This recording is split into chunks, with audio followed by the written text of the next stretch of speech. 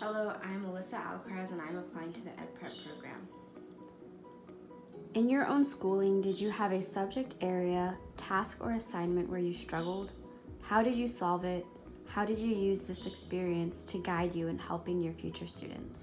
A subject area that I struggled in was math. I took advanced courses and I would often stay up late trying to understand the material that we went over in class, but I still would not understand what I was doing.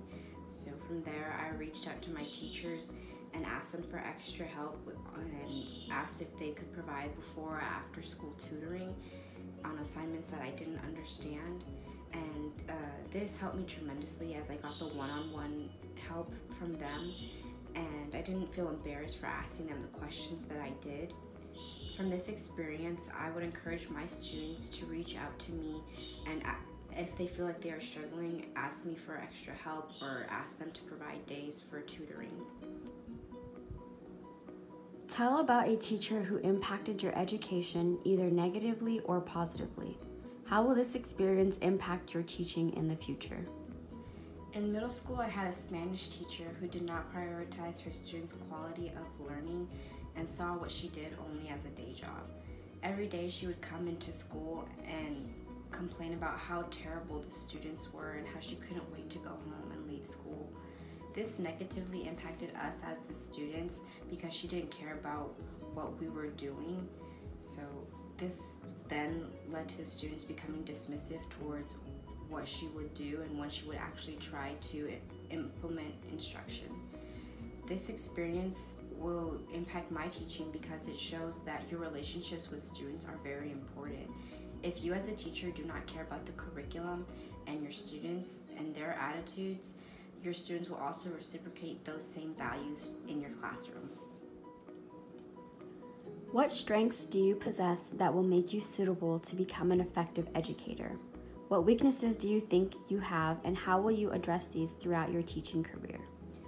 Some of the strengths that I have that will allow me to become an effective teacher are my patience and my organization skills. As I plan to work with middle schoolers, I believe that those are two qualities that are very important. A weakness that I believe that I have will be to enforce disciplinary actions.